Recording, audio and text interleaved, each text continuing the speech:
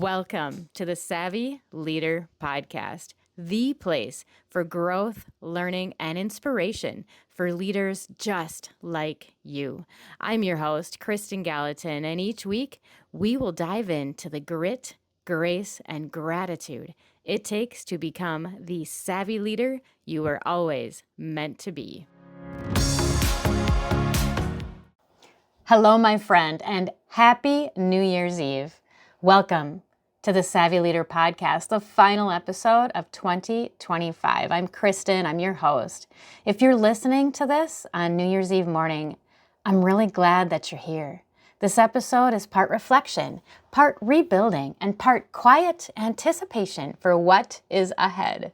This isn't about resolutions, it's about deciding thoughtfully what we carry forward and what we finally stop dragging with us.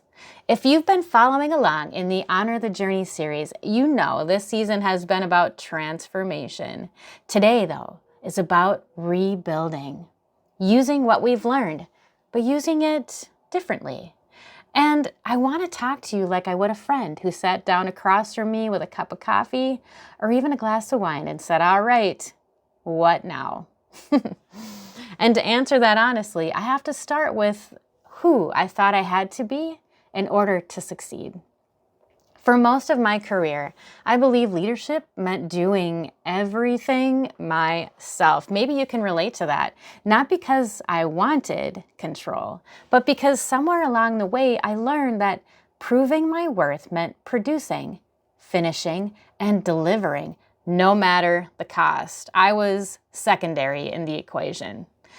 I don't quit, literally.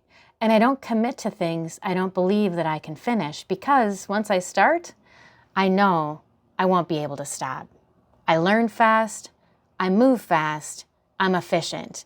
And if something needs to get done, odds are I'll finish it before anyone else gets started. Those traits, they didn't necessarily make me a great leader, no doubt. But they absolutely made me a promotable one. I was rewarded for that endurance, for that grit, and for being the person who could carry more. For a long time, I confused all of that with leadership. But here is what I've learned the hard way. Good leadership isn't about output. It's about influence built on trust, integrity, and clarity. Burnout and resentment, they don't happen because we're capable.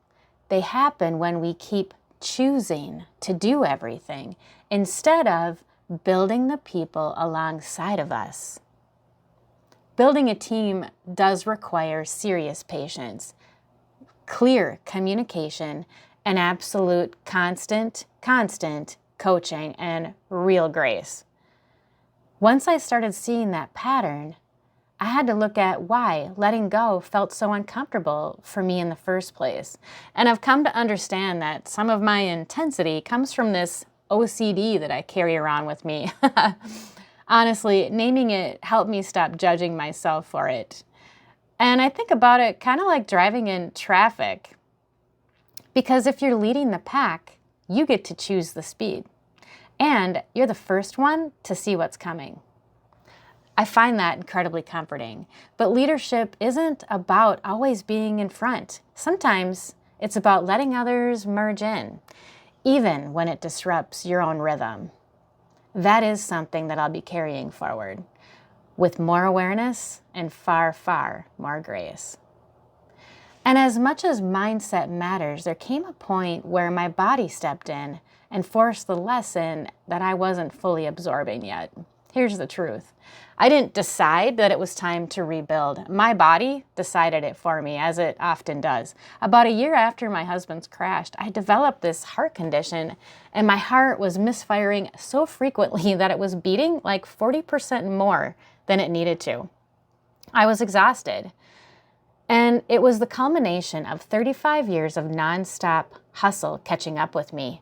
being a single mom, raising and blending families, working 60-hour work weeks at corporate leadership, running my own businesses, supporting my husband's businesses, launching new ventures to meet community needs, volunteering, hosting events, even though I love them so much, all of them.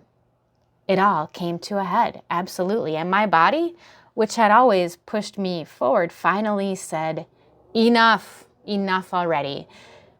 I had a procedure that corrected the issue, thankfully, and it has worked.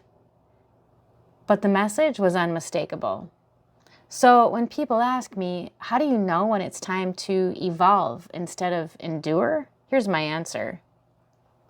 Listen to the people who love you. If they keep telling you they miss you, your priorities are out of balance. And here's another sign most people miss. It's not frustration that signals change or even burnout. It's contentment. When you are no longer curious, when you're no longer learning, when you feel complacent and not challenged, that is when it's time to rebuild, my friend. Rebuilding isn't just emotional or physical, it's practical. And for me, that meant looking very closely at how I was actually running my businesses. And if I could give you one piece of advice I wish I'd followed sooner, it's this.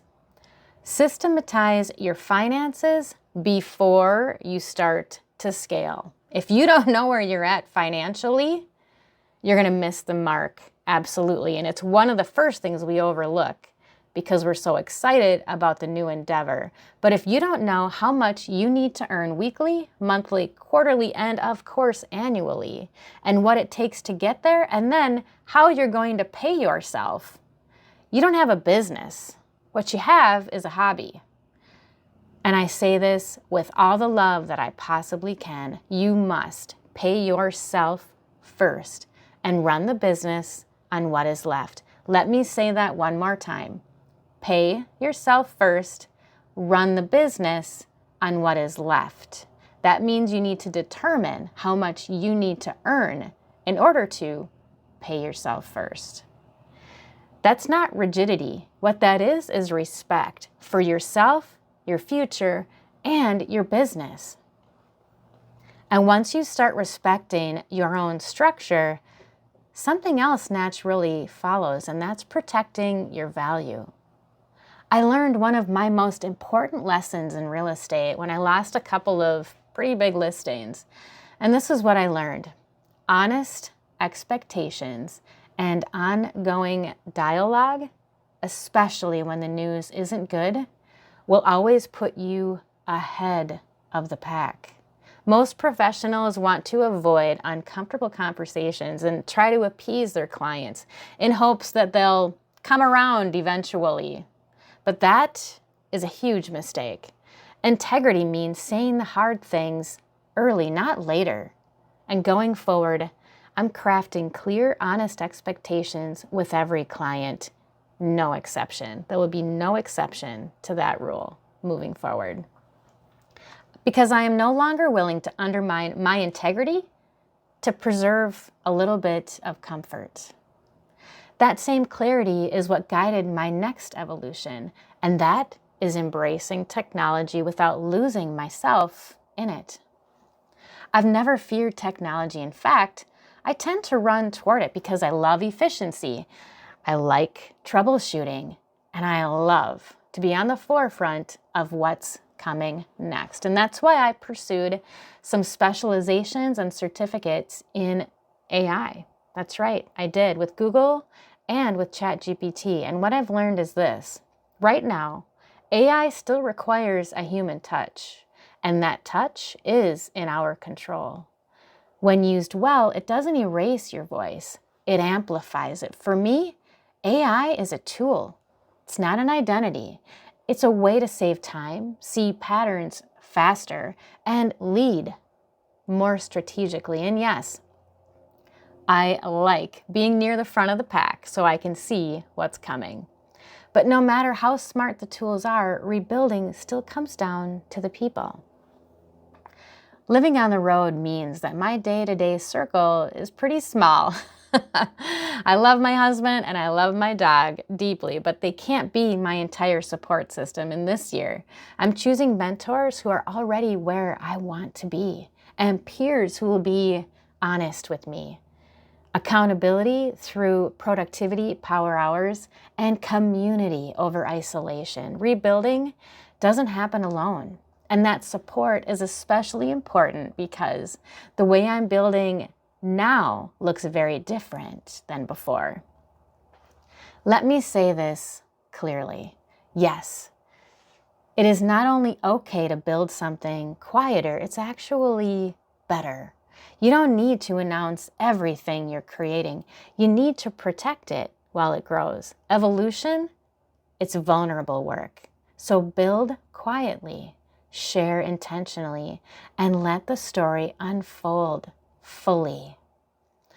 Which brings me to where I'm standing now and what I'm carrying with me to the next year. As I move into 2026, I'm not starting over. I'm rebuilding with clarity instead of endurance, with systems instead of chaos, with integrity instead of appeasement, and with curiosity instead of complacency. If this resonates with you, here is my invitation. Ask yourself this: what have I learned that I don't want to lose? What am I ready to use differently? And who do I need beside me this year? Not in front of me, not behind me, but right next to me. You don't have to rush, and you don't have anything to prove. You just need to keep building wisely. Thanks so much for being here. I will see you next Wednesday at 7 a.m. Happy New Year, and until then, keep living savvy.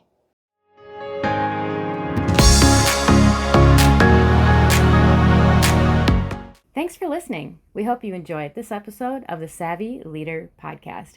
Be sure to check the description below for any links or resources we mentioned today. And for even more inspiration and tools to help you on your own leadership journey, come on over and join the conversation in the Savvy Leaders Lounge. That's savvyleaderslounge.com, and we'll see you next time.